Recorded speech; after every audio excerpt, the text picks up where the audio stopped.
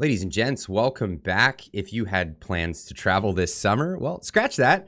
The government has other plans for you, namely you staying at home and not getting to do anything. Probably what you've been doing for the past 2 years during the pandemic. The Canadian government has decided that, well, you're going to do more of that. Here we go. Trudeau keeps Canada in line with North Korean policy, making us the only Western state to ground citizens. Members of Parliament voted 202 to 117, it should be 118, to keep the current travel ban against unvaccinated Canadians in place. Not just that, it's all travel restrictions were on the line in that vote. But hey, no, we didn't get that. We didn't get that. No, that was the Trudeau sing, the Justin Juggers.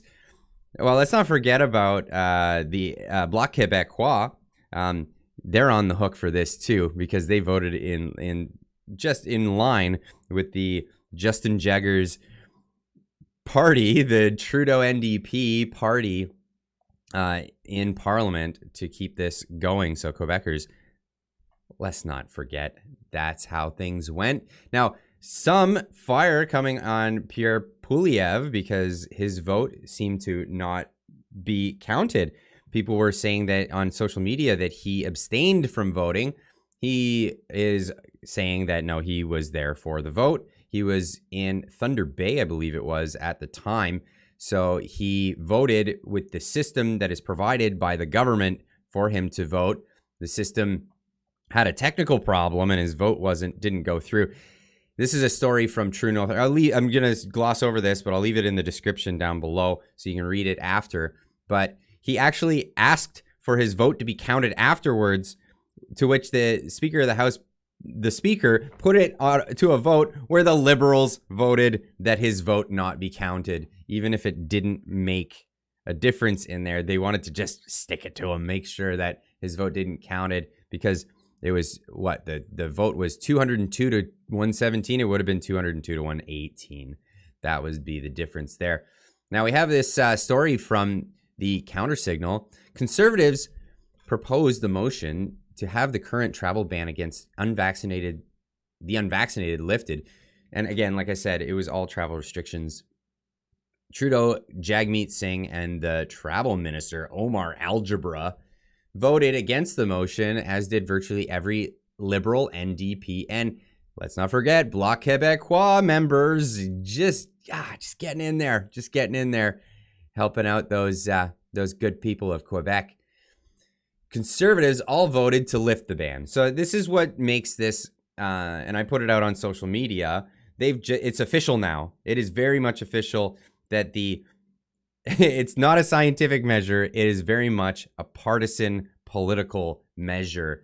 Yeas to the vote result, the motion was defeated. The government still has not shared any justification for their outdated and out-of-step restrictions. Yeas 117, nays 202 to lift travel restrictions. Today, the NDP Liberal government voted against our common sense motion that would have returned to pre-pandemic rules and service levels for travel and helped end the delays we're seeing at airports across the country, the Conservative website reads. As Canadian travelers are being subject to extreme delays, lineups, bottlenecks, and missed connections because of unnecessary protocols, our allies across the world, including the European Union and United States, have loosened rules for passengers on flights in airports. Airports have directly cited the Liberal policies as the reason for these delays. After 2 years of the pandemic, Canadians are finally looking to return to normalcy and begin traveling again. Unfortunately, the NDP Liberal government, that coalition they have going, the not-so-coalition continues to cling to the outdated and unnecessary protocols that are exacerbating delays. Conservative members of Parliament proposed the motion on May 17th. However, charter rights, such as the freedom of movement, were not leveraged to justify their call to drop restrictions. Instead, unacceptable wait times at the airport for those who are allowed to travel. Labor shortages and economic losses caused by the restrictions were cited. We have another article here from the National Post. Again, links in the description down below. John Ivison, extending restrictions on travel, a sign of government that isn't listening. While other countries are removing travel obstacles, Canada celebrated Tourism Week by declaring it will extend requirements for travelers to be fully vaccinated. Awesome. Great job, Ottawa. Justin Trudeau ushered in Canadian Tourism Week with a selfie video from Signal Hill overlooking St. John's. I invite you to experience Canada. There's no better place to be, he said. Foreign visitors arriving at the country in this country's congested airports might take issue with that description as they stew on tarmac potentially for hours until they're allowed to disembark onto overcrowded arrival halls. In April, the Greater Toronto Airports Authority said it held 2,204 planes from abroad on the tarmac versus just 8 in the same time period pre-pandemic. In the second week of May, 18,000 arriving international passengers were held on board for longer than 30 minutes and 3,000 for longer than 75 minutes. The Canadian Airport Council said it's taking 4 times as long to process people as it did before the pandemic. The culprits are Canada's COVID requirements, which lengthen screen time, and staffing shortages at border and security agencies. The staffing issues are not just a problem in Canada. A holiday weekend in Britain and Ireland saw more than 1,000 passengers miss flights from Dublin on Sunday, and London Heathrow is desperate to hire another 1,000 staff to reduce its wait times there. But governments more sensitive to the options of citizens and visitors than Canada have tried to remove obstacles to smooth the flow of passengers. The UK and Ireland are 2 of 55 countries that have dropped COVID entry requirements. Hey, just a novel idea, right? Just throwing that out there. Hey, maybe follow suit, right? Oh, goodness. Instead, Canada celebrated Tourism Week by declaring that Ottawa will extend its requirements for passengers to be fully vaccinated until at least June 30th. No motives given, no reason for it. Transportation Minister Omar Algebra said the government is determined to balance the protection of public health with fluidity for the economy and passengers. He said the discussion on striking the right balance is ongoing, but it seems the one option is to tighten the definition of fully vaccinated to 3 shots from 2. I don't want to preempt the decision, said Algebra. Amazing. Again, I'll give you the link for this article in the description down below. You can read the whole thing, but I'm just gonna gloss forward a little bit further.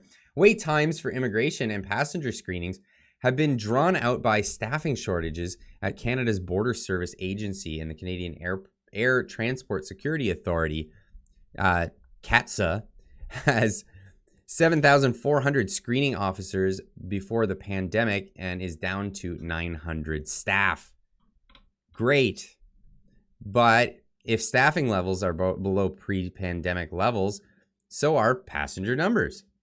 Total passenger screening at the country's 8 largest airports on May 29th were only 3/4 of the 160,524 who passed through on the same week in 2019. As the country emerges from the pandemic, the government approaches 7 years in power. There seems to be an incapacity or perhaps imperiousness when it comes to supply services to citizens. Interesting. The day before the Liberals granted guaranteed that airport chaos would continue into the summer, Families, Children, and Social Development Minister Karina Gold, is that how you pronounce that? Was at a committee explaining why people are being forced to cancel travel plans because they can't get their passports renewed. With travel opening up, the number of passport applications has surged, she said. Yeah, we're just getting more applications. That's the problem, was her excuse. She said, as if this was the revelation on Mount Sinai, yet on further investigation, the 4.2 million applications expected this year is lower than in some years in the 5-year cycle pre-pandemic. You can't necessarily forecast human behavior, said Gold. True, but the pent-up demand for travel and valid passports was predictable, as the Leafs getting knocked out in the first round of the... Oh, okay, great. Yeah, hockey analogy. Of course, hockey analogy in Canadian political discussion. That's just kind of par for the course at this point. But so what are you to do? What are you to do? Are we just going to sit on our hands? Are we going to wait for the government to pass laws? I think we're going to have to wait until 2025, if that's the case, when the country unanimously votes these jerks out of power. Not going to lie. That's kind of how it's going. But in the meantime, I'll leave you an article here. And this is a decent article for you to read. And this is how to leave Canada if you're not vaccinated or not fully vaccinated, which a lot of people took the first 2 shots because you were either coerced into it or you whatever reason. But if they change the rules and you're not keen on doing the booster, well, you won't be considered vaccinated anymore. And that's kind of where we're at. So this article gets into how you can do this. And this article will continue to be updated as more information becomes available. And it's quite in depth, and it tells you a lot of things. A summary: as long as the vaccination requirements for domestic and Canadian air, train, boat travel in place, then the U.S. maintains a vaccination requirement for entry non-U.S. for non-Americans and non-green card holders. Leaving Canada is difficult for those who have declined the COVID vaccines. Nonetheless, there are at least 3 viable options for unvaccinated Canadians to leave the country. And this, I'm not gonna lie, it's not a simple process. It's not gonna be simple. You can get a religious exemption from an airline, possibly from the airlines. I know the government is not giving out religious exemptions, except for a handful of 6-figure jobs. Watch yesterday's video for that. Try your luck at the land border, rent a private plane. I mean, these are some of the options, but it's an in-depth video that gets into it fully. I'm going too long with this video, so I'll let you guys read this on your own time, but I'll definitely leave a link in the description down below for this. Anyway, I'm going to move on and get on to the next video. So thanks for tuning in.